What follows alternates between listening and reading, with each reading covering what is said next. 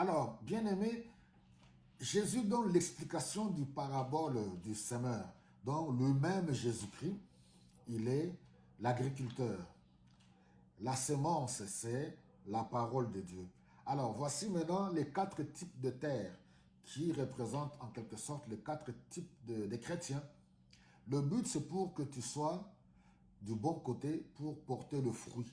Le fruit dans ta vie, tu ne vas pas le porter en courant derrière ceux qui se disent prophètes pour qu'ils puissent continuer à te dire non, dans ta vie, voilà, dans ta famille, il y a des sorciers, j'ai vu tel sorcier qui bloque ta vie, voilà, tu as des jaloux, tes amis ne t'aiment pas, et c'est ce que vous aimez entendre.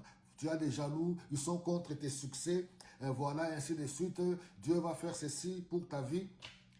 Je me permets de vous le dire, mes bien-aimés, dans la plupart des cas de tous ceux que vous suivez là, sur 100%, je peux me permettre de le dire, près de 90% sont des faux prophètes.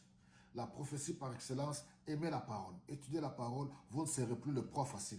Première catégorie, premier type de terre, c'est quand la semence tombe au bord du chemin. Comme nous l'avons dit, ce sont les chrétiens qui, quand ils écoutent la parole, écoutez au verset 19, le mauvais arrive et arrache ce qui a été semé dans leur cœur. Voilà, du fait que vous n'avez pas, vous n'êtes pas consistant, vous n'êtes pas enraciné dans la foi, dans la parole, vous écoutez la parole, mais par manque de foi, vous êtes le jouet du diable, vous êtes le jouet du mauvais de l'ennemi. Quand il arrive dans votre cœur, rien n'est solide, vous n'êtes pas stable. Quand vous êtes un chrétien, un pied dedans, un pied dehors, vous aimez danser la musique du monde. Vous êtes encore dans le monde, attaché à la chair. La parole ne trouve pas la place et l'ennemi peut venir vous voler la parole facilement.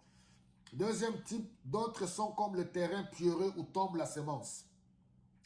Ils entendent la parole, la reçoivent aussitôt avec joie. Des chrétiens émotifs. Alléluia, ils crient, alléluia, ils crient, ils sautent. Mais ils ne laissent la parole s'enraciner en eux. Pourquoi vous ne méditez pas la parole au quotidien? Heureux l'homme qui médite la parole de Dieu matin, midi et soir. Il est comme un arbre planté près d'un courant d'eau. Du fait que vous ne méditez pas, et il ne s'attache qu'un instant. Et alors quand survient la détresse ou la persécution à cause de la parole de Dieu, il renonce bien vite. La vie est faite de combats. Il y aura des persécutions, il y aura des épreuves, il y aura toutes sortes de choses. Quand vous manquez une foi solide, vous êtes un émotionnel. Votre foi est bâtie sur des choses superficielles. Vous êtes inconstant. Voilà les résultats. Troisième type de terrain. D'autres reçoivent la semence parmi les plantes épineuses. Ils ont entendu la parole, mais les préoccupations de ce monde et l'attrait trompeur de la richesse étouffent la parole. Nous devons faire attention. C'est ce que 1 Jean nous dit. N'aimez pas le monde et ce qui est dans le monde. Et vous trouverez les gens vous dire, ah vous aussi vous exagérez, mais on est dans le monde, personne n'est au ciel.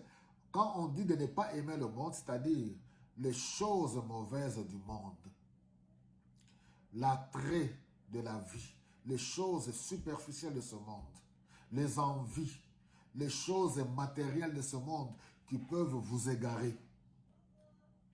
On n'est pas encore au ciel, c'est vrai. Et elles ne produisent rien. Il y a des gens qui sont attachés, des gens qui viennent à l'église. L'église de la prospérité. Ils ne prient que pour qu'on leur donne de l'argent. Ils ne prient que pour qu'ils puissent voyager. Ils ne prient que pour la prospérité. Je ne suis pas contre la prospérité, je l'ai toujours dit ici. On n'est pas contre le matériel. Nous devons être équilibrés, on est sur cette terre. On ne peut pas vendre son âme à cause de l'argent. Chères sœurs, vous ne pouvez pas vendre votre vie à cause de l'argent. Vous ne pouvez pas livrer votre corps. Vous ne pouvez pas avoir 2 hommes, 3 hommes. Vous ne pouvez pas vivre dans l'immoralité sexuelle. Chers frères, vous ne pouvez pas vivre dans les désordres sexuels. Vous devez ranger vos vies. Vous pensez quoi? Vous vivez dans l'immoralité, dans les désordres sexuels et puis vous venez à l'église, alléluia. Vous n'êtes pas consistant. La parole ne trouvera pas la place dans votre vie. Dernier type de terrain, verset 23. D'autres enfin reçoivent la semence dans la bonne terre. Soit la bonne terre, un cœur rempli du Saint-Esprit, un cœur disposé, quelqu'un qui a renoncé au monde, quelqu'un qui est réellement converti, qui aime Jésus, qui aime la parole, qui prie, qui marche dans la crainte de Dieu, dans la sanctification, qui médite la parole matin, midi et soir. Ils entendent la parole, son cœur est bien disposé, ils la comprennent. Non pas par lui-même, par eux-mêmes, mais par le Saint-Esprit, car ils sont en communion au quotidien avec l'Esprit de Dieu. Quel est celui qui peut comprendre les choses de Dieu? Ce n'est que l'homme spirituel, celui qui a l'Esprit de Dieu. Mais l'homme charnel ne peut pas. Un homme inconstant, l'homme qui est toujours, ou une femme qui sont toujours attirés par les choses charnelles. Alors la bonne terre, ceux qui écoutent, qui comprennent, ils portent alors de fruits. Les uns 100, d'autres 60 et d'autres 30. Bien-aimé soit la bonne terre, une terre disposée, une terre, un cœur disposé à recevoir la parole avec foi. Ne suis pas les incrédules, ne suis pas les rebelles, ceux qui sont rebelles à Dieu, ceux qui sont contre les choses de Dieu, contre la parole de Dieu. Aie un bon cœur, reçois la parole, ainsi tu porteras le fruit et tu verras ta vie transformée, tu seras heureux, épanoui, tu ne pourras pas du tout broncher. Oui, ça peut bouger à gauche, à droite, tu restes stable car ta vie est bâtie sur la parole. Que le Seigneur vous bénisse abondamment.